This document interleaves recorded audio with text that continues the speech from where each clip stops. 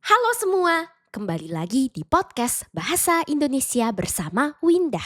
Podcast ini bisa didengarkan di Spotify, YouTube, dan masih banyak platform lainnya. Di episode ini, aku mau membahas satu video yang viral di internet. Video ini sudah mendapatkan sekitar 4 juta penayangan di Instagram. Seperti biasa, tautannya aku tuliskan di keterangan ya. Tapi kalian juga bisa dengar penjelasanku saja. Video ini menunjukkan suatu acara pernikahan dengan adat Betawi, dengan budaya Betawi. Orang Betawi biasanya tinggal di Jakarta dan sekitarnya, seperti Bekasi. Tempat video ini diambil.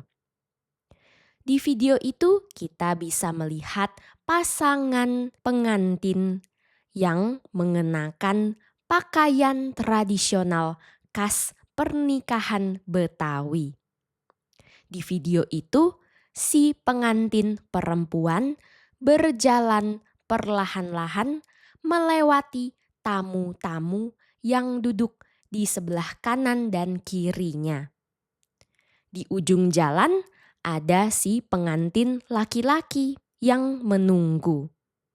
Setelah membalikan badan dan melihat istrinya, dia langsung menangis sambil menutup wajahnya dengan tisu. Tidak lama kemudian, tiba-tiba dia pingsan, jatuh ke lantai dan tidak sadarkan diri. Tamu-tamu dan keluarganya langsung panik membantu. Berbagai media yang berbeda menceritakan kejadian ini dengan cara yang berbeda-beda. Ada yang mengatakan pasangan ini dijodohkan. Mereka belum pernah bertemu sebelumnya. Dijodohkan orang tuanya. Pasangannya dipilihkan oleh orang tua. Jadi pengantin laki-lakinya kaget, ternyata istrinya cantik sekali. Saking kagetnya dia sampai pingsan. Ada media lain yang mengatakan si pengantin laki-laki pingsan karena perasaan yang campur aduk antara bahagia, terharu, dan juga lelah. Makanya dia bisa sampai pingsan. Ada yang mengatakan dia pingsan karena pangling, terpesona dengan kecantikan istrinya. Bukan karena belum kenal, tapi memang karena pengantinnya sangat cantik.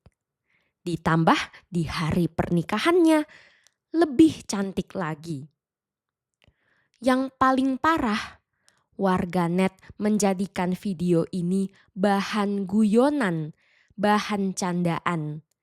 Ada yang mengatakan laki-lakinya terlalu lemah, alay, lebay, berlebihan. Ada juga yang bilang di komentar lain, laki-laki ini mungkin pingsan karena mengingat biaya pernikahan yang besar dan belum terbayar lunas, belum terbayar semuanya. Ada yang bilang mungkin tisu yang dipakai itu ada obat biusnya. Obat bius yang ketika dihirup bisa buat orang pingsan. Nah, mungkin karena sudah enggak tahan melihat komentar-komentar aneh, akhirnya pengantin perempuan buka suara. Di video yang sama, dia menulis komentar. Pertama, berterima kasih untuk doa dan harapan warganet. Lalu dia menjelaskan alasan suaminya pingsan karena terlalu lelah, bercampur perasaan terharu juga. Pernikahan mereka itu hasil 7 tahun perjuangan, 7 tahun usaha yang tidak mudah. Suaminya bukan pingsan karena pembayaran yang belum lunas. Masalah pembayaran sudah selesai sebelum acara pernikahan. Akhirnya dia menutup komentar dengan nasihat untuk bijak dalam berkomentar. Jangan memberikan opini yang tidak sesuai dengan kebenaran. Aku sendiri sangat setuju dengan semua yang dikatakannya. Kita harus bijak dalam berkomentar.